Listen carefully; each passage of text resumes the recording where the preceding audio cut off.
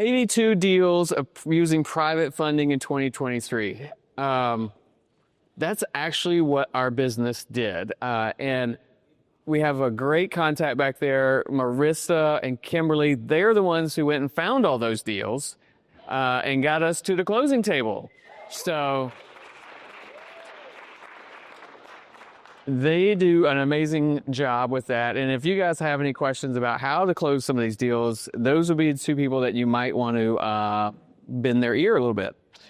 So when I was trying to figure out exactly how to bring this home for everybody, there's a couple of things about money and real estate that I realize that we don't all speak the same language. We don't all think the same. We don't all see money as the same thing.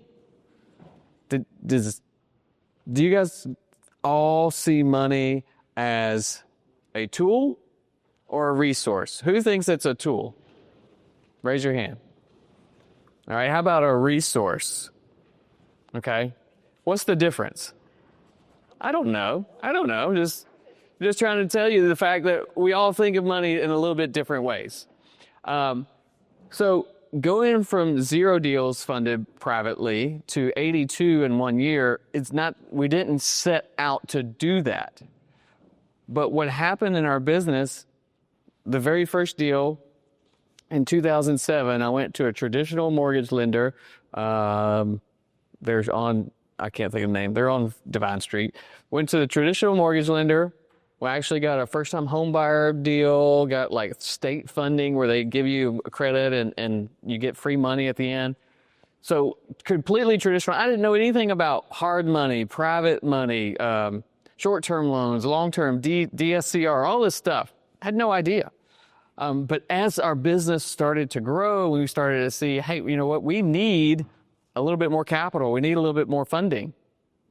And then as we started to share about our business, people started saying, hey, well, we'd like to partake in this. We don't want to be a part of this. We'll lend you money. The very first private lender that we had actually bailed on us at the closing table like a week before closing. What would y'all do to somebody like that? You like cut them out of your life, don't you? We're like, this is our first flip. This is when we were flipping to build the business so that we could retire. We had a plan all set out. That first private money lender said, yeah, I got you. It was $30,000. It was the rehab for the property. We actually bought it using regular finance. Again, I had no idea. But we needed the rehab funds. And so we go and we're about to close. Well, it's a week ahead of time. And that person bought a car instead. What do you do with that person? You just cut them out of your life. Like, no, we're not talking, right? Unless it's your mom.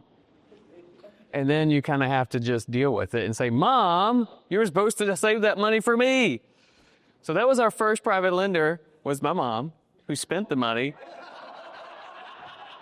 and didn't actually be a private money lender. And then we had to go to Thanksgiving like a couple weeks after that. Yeah. I didn't get a house to flip, I can tell you that. So, guys, I tell you that because it's true. But what we did is we went and borrowed instead. Adversity breeds creativity, right? That's probably not a saying. I probably butchered the saying, but that's what I mean. So we went and borrowed funds from Michelle's IRA or 401k at that time. And so we learned how to do that. And then we finally found a private lender that would show up and fund the deals, right? So as our business started to build, we found the needs and we looked outside the box and had people help us. We had some coaches help us kind of put it all together. But we realized that if this had been done in the beginning, oh boy, like we could be going so much faster, so much further. So that's why we're talking about it. That's why it's part of our foundational courses in our membership portal. And that's why we do it here to share with you guys. All right. So let's get a couple of things out of the way. We have to define what we're talking about. All right. Private funding, private lending. One of the things, if you guys noticed emails that we sent out, I didn't call it private money because Google would catch that and throw it in the spam. right? Because there's a lot of people out there like, oh, money, money, money, here's money, money, money. You guys have to really be mature about using people's money and protect it. And so we have to think about it differently than like the cash in your pocket. All right, so what does that mean? The role of money in business, we call it capital. You'll hear it called capital because it has a specific use, purpose. All right, so ultimately, capital is there in the business to give you an advantage for the business. It's to move it along. When I say money, like when I say money, what do y'all think of? What? Dollar bills, right? What? Michelle's back there doing this, right? When I say money, it makes it feel like this. It's cash to spend. It's cheap. It's easy to come by, easy to come, easy to lose, right? When you define it as capital in the business, it's now not something to just take out and spend, right? You don't go buy a car with it. Excuse me. You don't go buy a car with it. You don't use it to like just have fun on the weekend, right? It's capital for the business, all right? So it's described, we use it to describe money that is used to invest, okay? Can we all get on board with that? We all agree? I think the lenders in the back are like, yes, amen. This doesn't go into your home checking account and your bank account, right? All right, so I have to tell you guys that. We have to be responsible with it even more so than you're spending cash, okay? All right. You probably can't read this, but that's all right. So this is how businesses are started and where they get the startup capital from. And this is from bankfinance.com or something like that. I cut off that part. But anyway, starting a business requires what? Capital, yes! Michelle failed. She said money. It requires capital to invest in the business. All right? Here's where most people get that capital. It's 60, just about 65% friends and family. If you were to invest, if you needed capital to put into your real estate business, where do you think you might start? It's not a trick. Friends and family. Except your mom, like, she's a mess you up at the end. No, start with friends and family. All right? That's your private funding pool. And we'll get to a little bit about that in a minute. And then it goes the next one down at 16% bank loans. Why is there such a gap, you guys? What do you think? Takes a lot of work. What? Because friends and family want to help. They want to help. Yeah. What do banks? Well, bank needs all your information. They want all your info. Yeah. Credit. Mm-hmm. Yeah. Do banks trust you? No, they don't. Not even a little bit. They assume you're not going to pay them back at some point. No, I don't. But to give it a different piece. Yeah. So they assume, they price in the risk of there's a certain amount of people that are not going to pay them back, and they know exactly how much that is. Right? Your friends and family, they trust you. They can see what you're doing. They can feel it. They see you moving. They know who you are as a person, right? What? They believe. Now, does that mean you should take their money and go to Carowinds? Yeah, no. Oh, Hawaii. I see the cup. Yeah, we're going to Hawaii. If you're going to go somewhere, at least do it big, right? No, that's not. Cut that from the recording. No, so when it's your friends and family, you have to treat that money even more special because Thanksgiving would suck if you don't pay them back. Even more than if your mom uses the money for a car.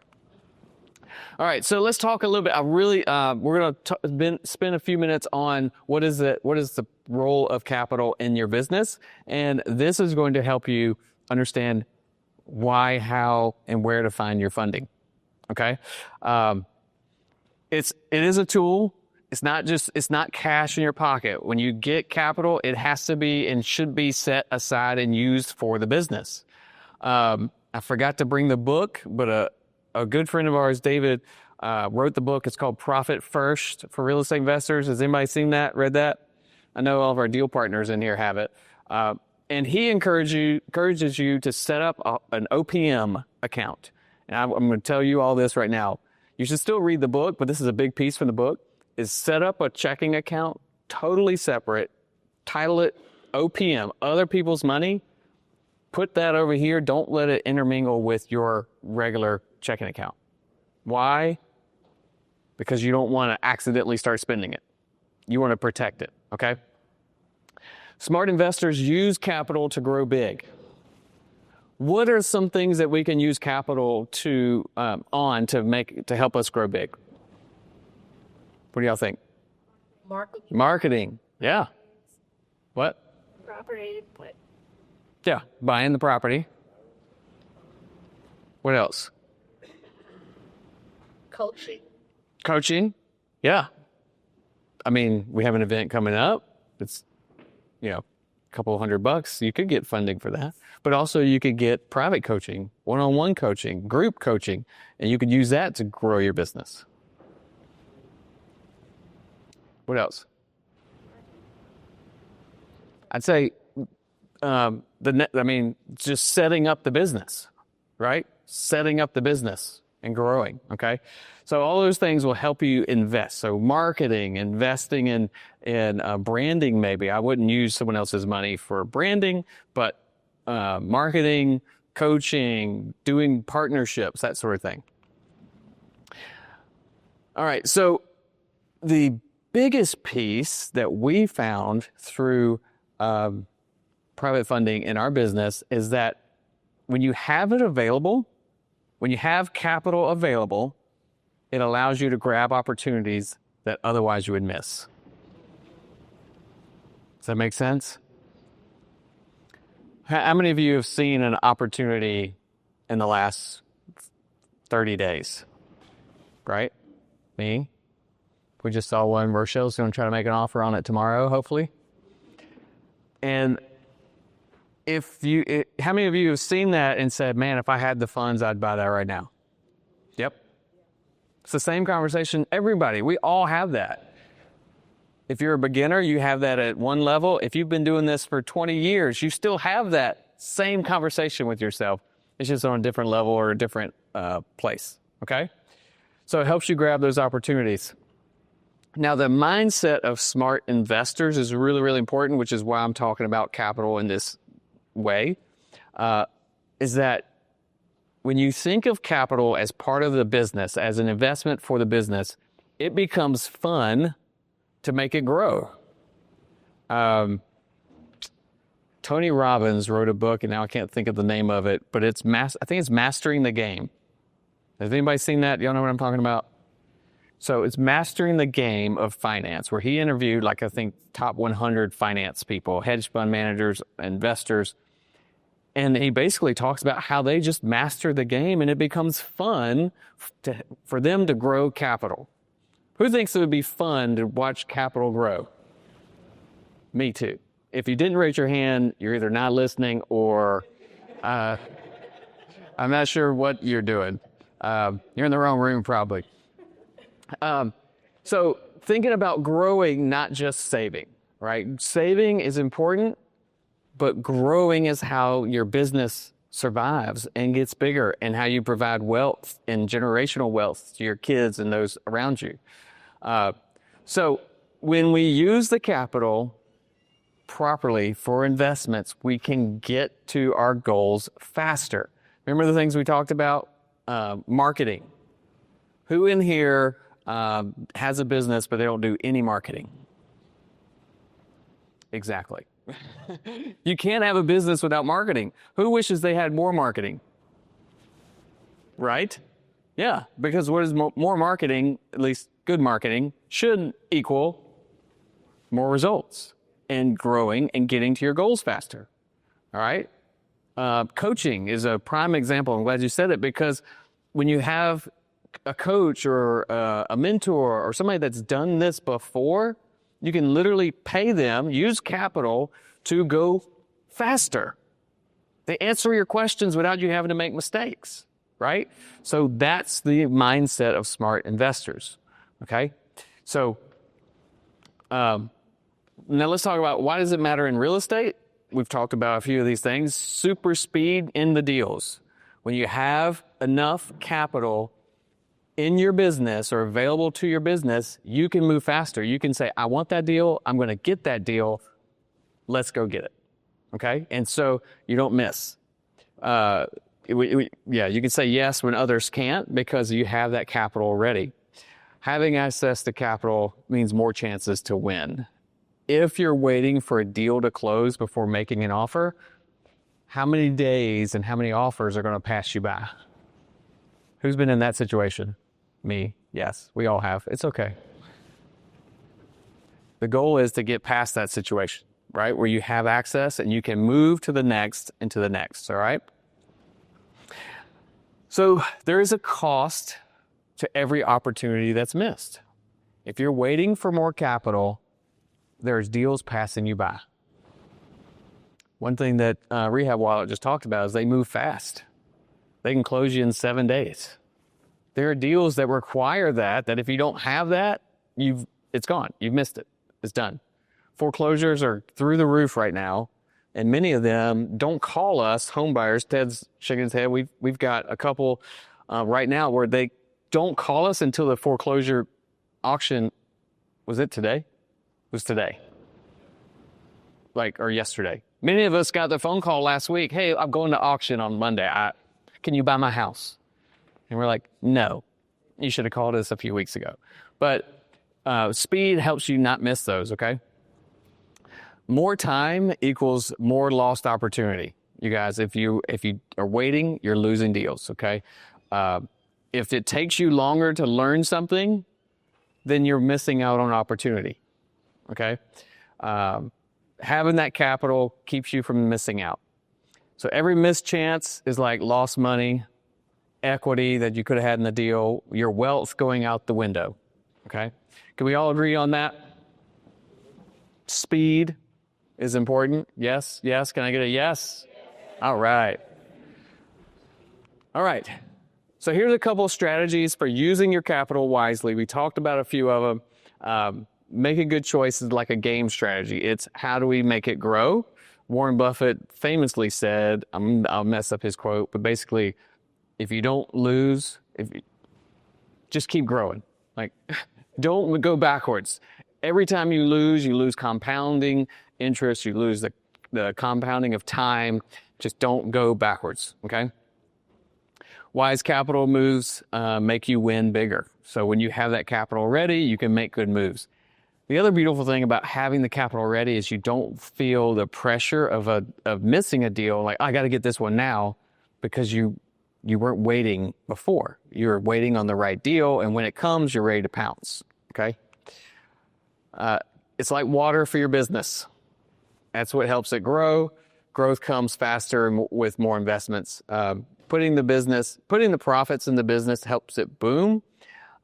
But the really nice thing is when you guys build a business, and if you read that book by David, Profit First, he talks about building the business, having money go back in the business, but then taking profit for the owner. It's really hard to pull profit out for the owner when you are trying to self-fund everything. If you don't have access to lenders, you don't have access to private capital, you don't have access to any capital for your marketing and that sort of thing, you end up putting all your money in, and then at the end of the day, you have no profit. Who's ever been in that situation, right? You just keep working, and then at the end of the year, there's nothing left in the account.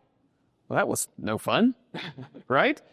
So having access to capital allows you to pull some money off for yourself. All right, capital and, of course, risk management. It's a safety net. You're able to make and take smarter risks when you have access to capital. And then, of course, more access means a bigger safety net, okay? One of the best things we ever did was business lines of credit. in the company, so that if for some reason 1 month we close one deal versus the 8 we expected, but we can fund the business there, and then the next month we can close 6 or 7 and catch it up, right? So that's what access to capital allows you to do. Now, what's the role of private capital? Now, let me transition us from money to capital to private capital, okay? Private capital is faster. It is just so much faster. It is easier, way easier than banks. Who said, what does the bank need from us? What does the bank need from you to do a loan, a traditional? Income. Credit, income, blood type, right? Social security number, firstborn child, everything, right? Bank statements. It's hard.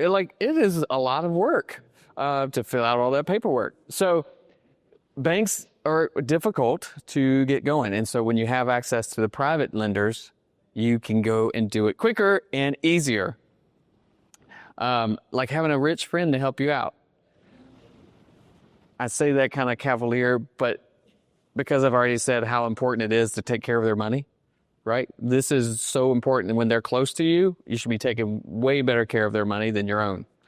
All right. But it is literally the secret weapon that can supercharge your deals, supercharge your business, because you know when you get these private lenders, like I'm going to show you how to do in just a second, when you have them, you've talked to them, you've secured, soft commitments and said, yes, I'm in, you could then move with confidence to build your business.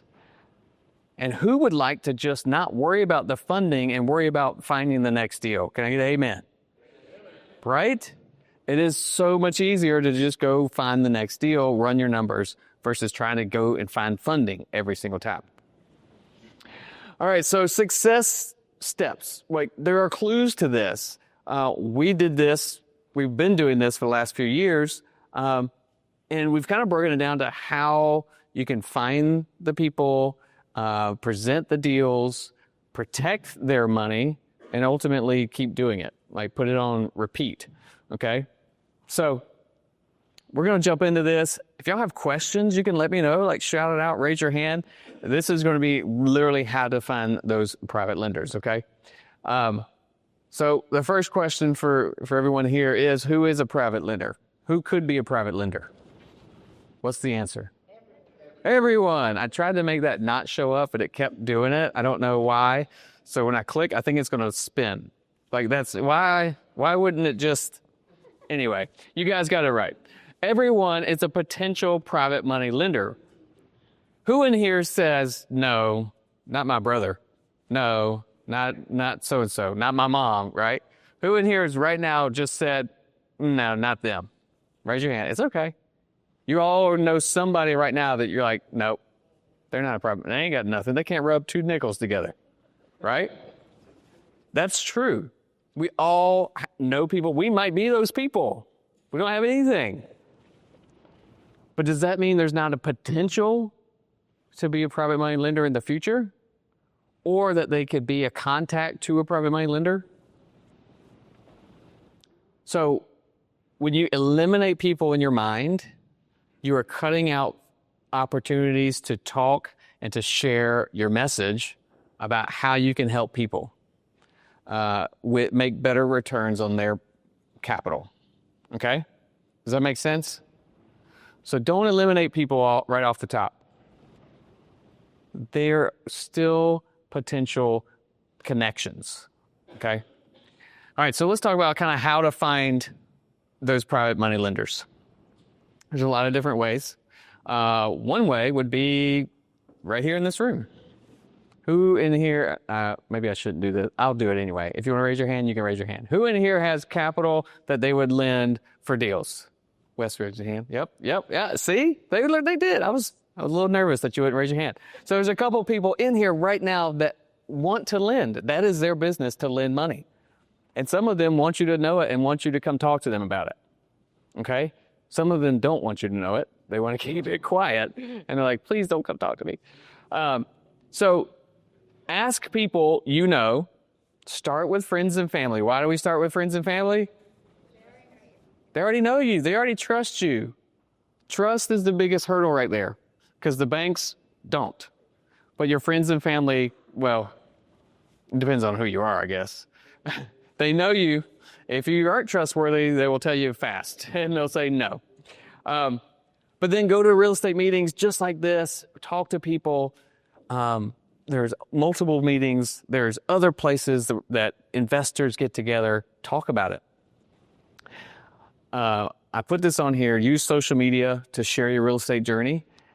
And I say this with an asterisk. I never shared our real estate journey, Michelle and I, from 2007, 2008, until I told my hotel managers that I was leaving in February of 2018.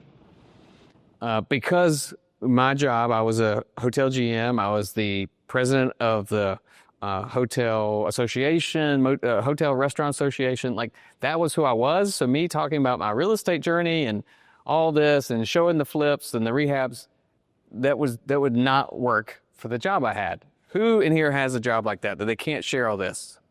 Right. So there's plenty of people, and I get that. I totally get it.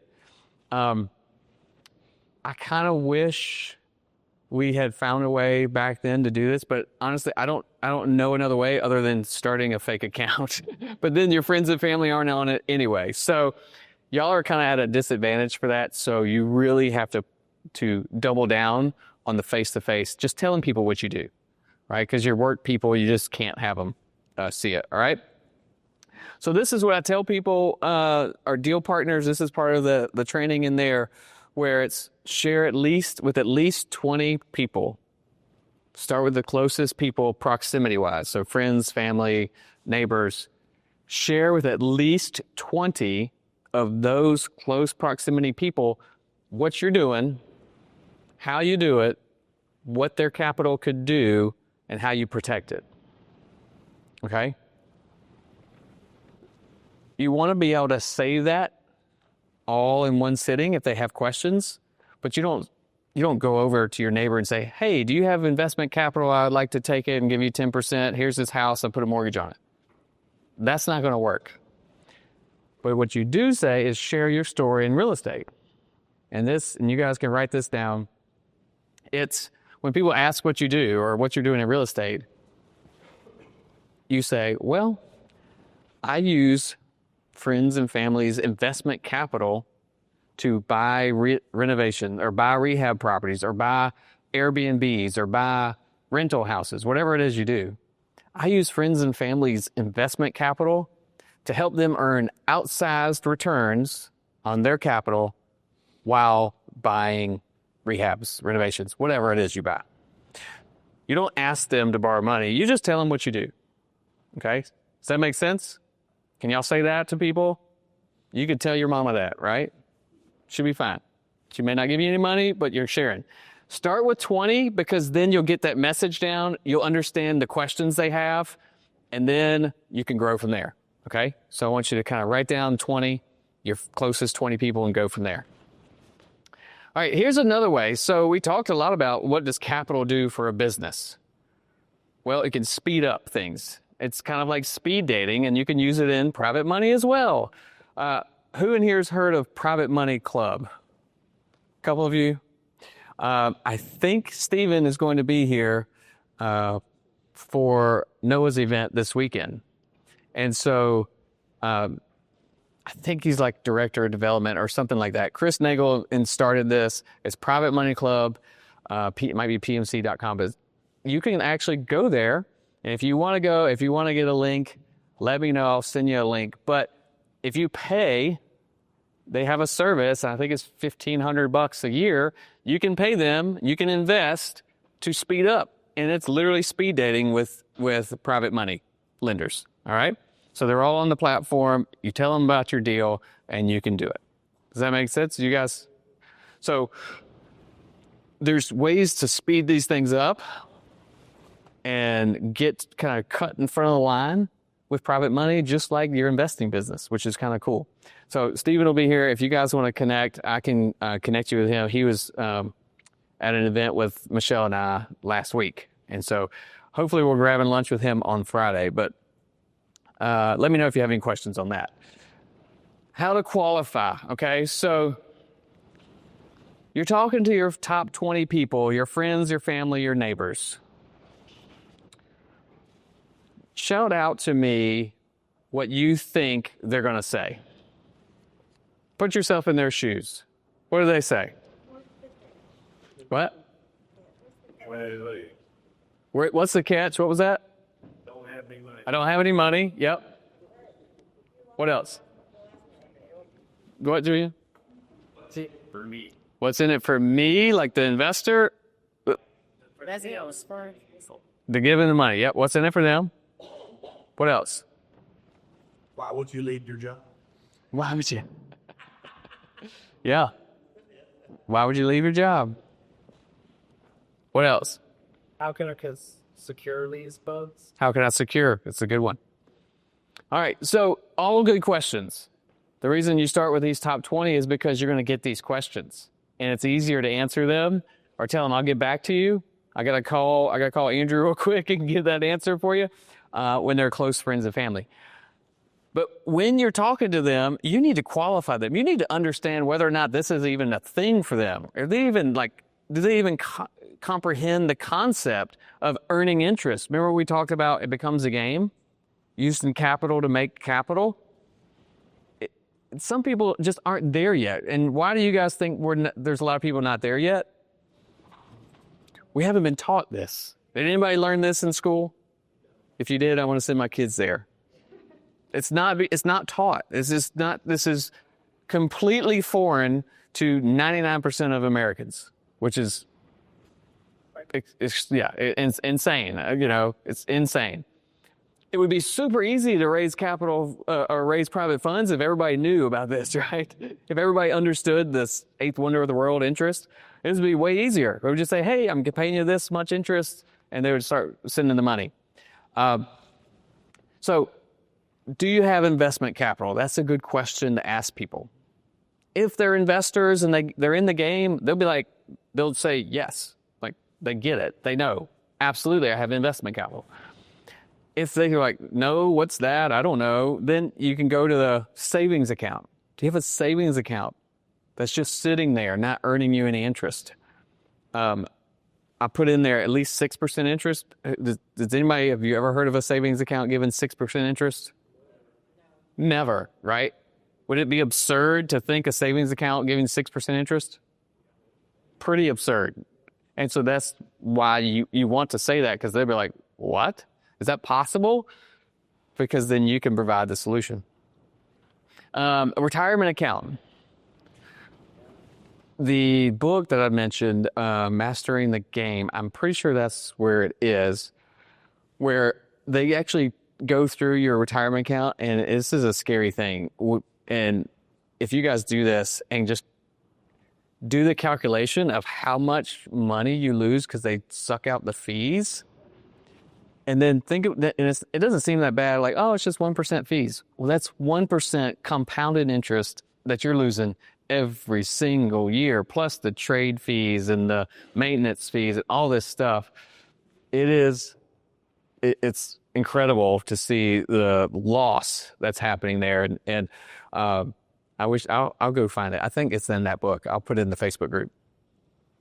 And if they're like, yes, I have a 401k, an IRA. Well, there's Unified Wealth is the company that they can use to move their money into a self-directed IRA, and then you can use those funds to do deals. If they say no to all that stuff, what do we say when we're looking for houses and they tell us no?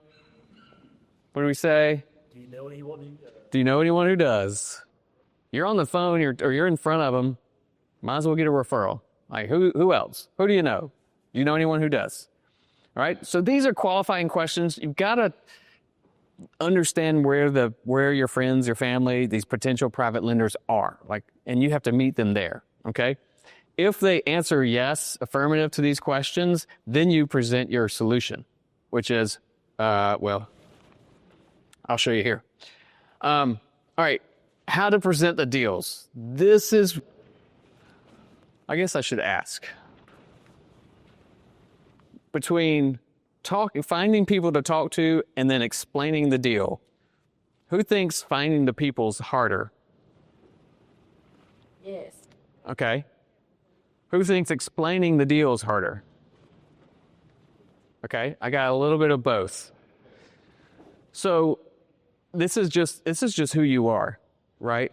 Are you more comfortable with the numbers and the education you have in real estate and you're confident with real estate?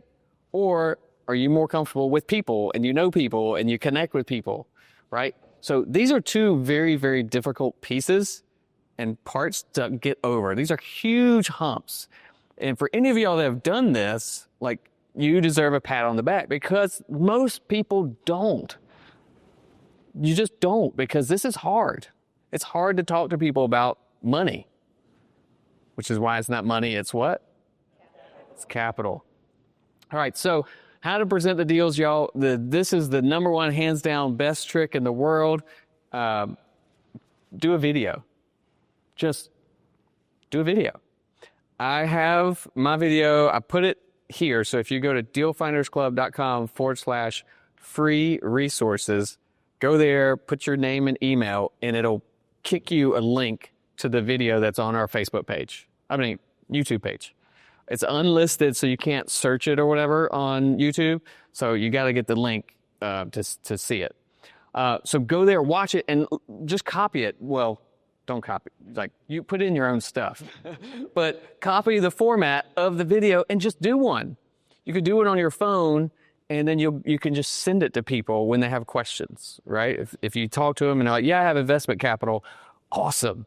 Watch this. Okay? You can, it's just the hack that will speed this process up. It'll make you more efficient, more professional. Okay? When you get to presenting the actual deal, you really should treat it just like you're presenting to a bank. Why? They're going to be your bank. Do you think someone that's going to hand over 10, 30, 100,000 wants you to have a professional look with their money? Yes. Everyone should say yes. You've got to be professional. This is their money. This might be their hard-earned savings, right? So present the deal just like you would to a bank. Okay? If you don't know how to do that, Rehab Wallet can show you how to do that. So there's questions. They want to know. You need to tell them what it is now. What's it going to be? How much is it going to cost to get there? And then what are you going to do at the end? And how long is it going to take? Okay? You have to tell them the whole story. And don't be afraid to tell them how much money you're going to make. Because if you tell them, yeah, they run through all these numbers and yeah, I'm probably going to make 40 grand on this deal. They are going to be more confident in giving you the money if they think there's a $40,000 spread on the end if things go wrong, right? So don't be afraid to tell them that, or at least give them enough info so they can deduce that, all right? Be sure to tell them how much money they can make. Do the math, okay? Show it. Show them what the percent would be, what it equals out to. Be ready to answer questions. Think about all those questions that we talked about earlier. As you talk to those first 20 people, those questions will be the same questions that everybody asks you. So part of that video that we created, it answers some of those questions, okay? It answers a lot of those questions in video form. Don't make I think my video is like 18 minutes, which is really too long, I think. It should not be a long video, like 15 minutes or less, okay? Because who's going to watch anything longer than that? Nobody, right? You might because it's you, but nobody else. Maybe your kids will. Michelle definitely, she cuts me off super fast. It's like 2 minutes, done. All right, how to protect your lenders. Who thinks this is important?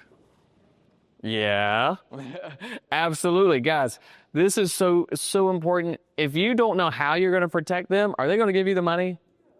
No. Are they going to laugh in your face? Yes, and they should. If you don't know what you're doing, you don't know how to protect their money, then you don't have any business asking, okay? So how are you going to protect their money? Use a contract. Write down the agreement. You don't have to have a fancy form 3-page contract.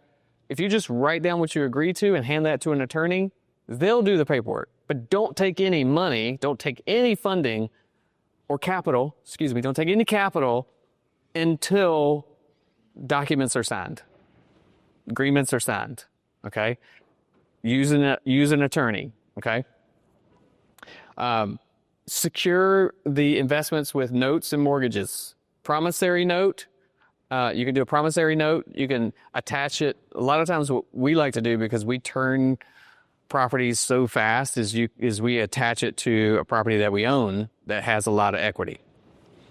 That way you don't have to keep doing it over and over. But if you're doing property to property, then put the mortgage right there. It should be a first mortgage.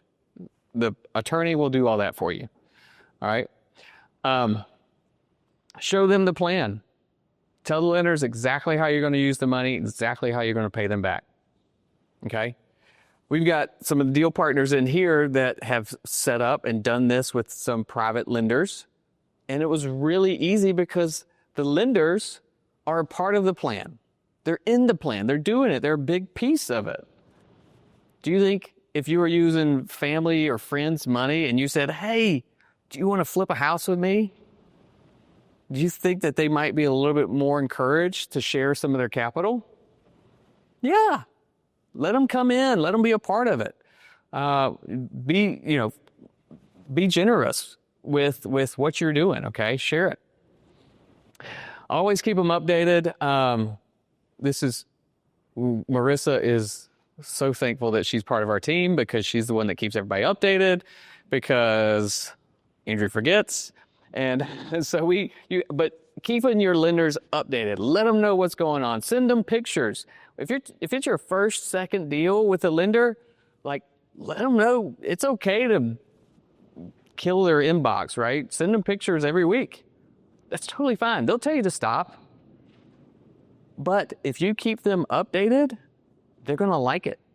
They're going to enjoy it. They're going to want to do it again. Does that make sense? Cool. All right. So protecting them legally, right? Giving them rights. This is what I always tell people. If I go and take the money and run to Jamaica, you get the property, right? And unfortunately, in today's world, like, that money is not going to last very long, so I have to come back anyway, right? So keep them protected legally, but then also keep them mentally secure. Does that make sense? This is super important for building your business, okay? And doing that is going to help you repeat the process to build your business, okay? So do great work. If you're sharing on, social media, share it. Show people. Show your lenders. Invite them over. Send them the update emails. Send them the listing when it hits the market. Let them be a part of it. Let them feel the excitement of, oh, this one's about to go. Let's go. Document it.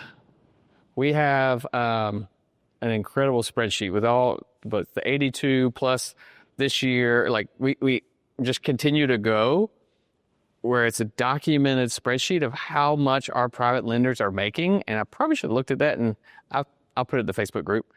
But it goes and it tells exactly how much our private lenders have made over the last few years of doing deals with us.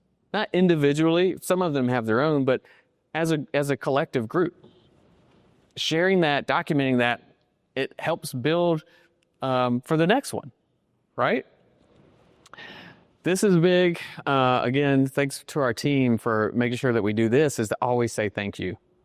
Y'all, when it was just me and Michelle doing this business, and we had like one private lender, it was really easy just to go over and shake a hand, say thank you.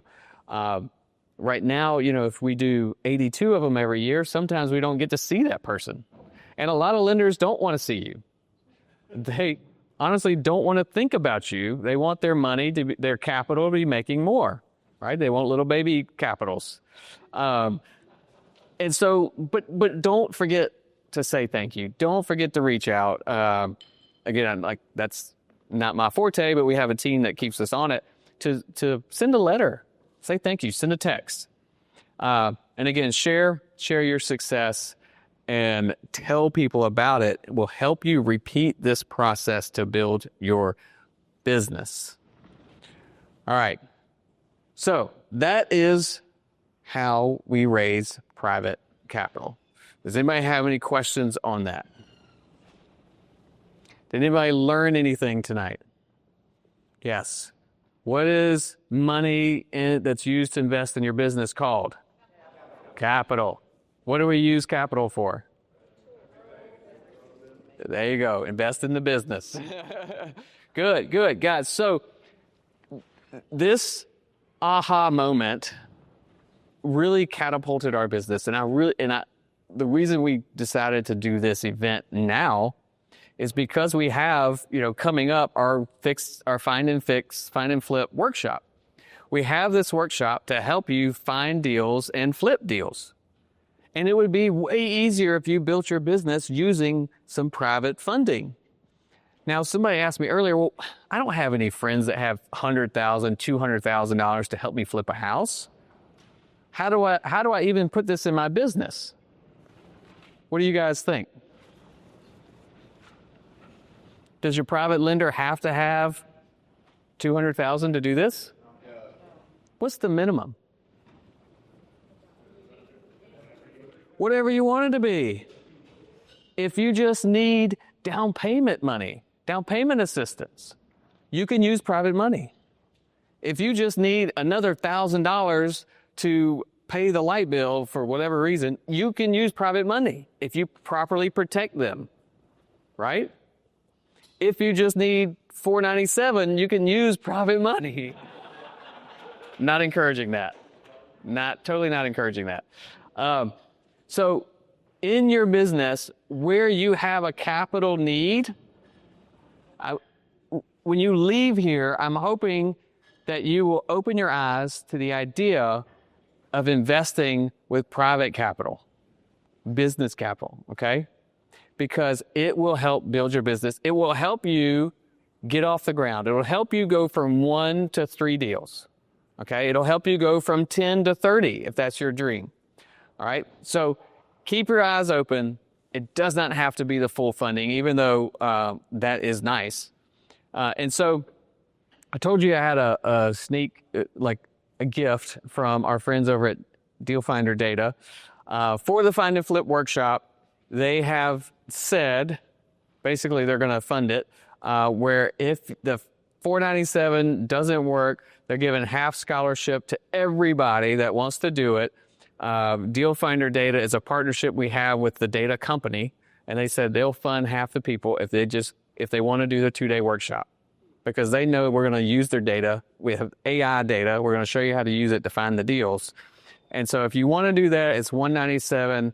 Honestly, this just happened, so I don't even think I updated the QR code, but you can go to that link, save it, and we're going to change that when we leave here. We're going to change it so that it's just $197. I think it still says $497 on the website. But that's from Deal Finder Data, our friends over there. If you're not there, if you want to learn some more of the basics, we have a great time at the boot camp, at the beginners boot camp. We do a lot of Q&A there, and it's really good to kind of get off the ground and get your business launched, okay? So before we leave, just to tell you, we want to help you. If you don't know what your next steps are, if you're stuck in your business, you're not sure which way to go, you're at a fork in the road, you can scan this QR code. I love doing the 15-minute kind of triage call to see where you are, and if we can help you, we'll do it. All right? So I'm just going to leave you guys with your homework is to go find 20 people to share what you do in your business and mention that you use private funds. The first person that tells us in the Facebook group, I'm going to send you that book from David Richter. Y'all cool with that? All right, share it in the Facebook group. Other than that, go get you some private funds. See y'all. Thanks for listening to the REI Deal Finders Podcast. You can find out more and apply to be a part of the REI Deal Finder community at reidealfinders.club.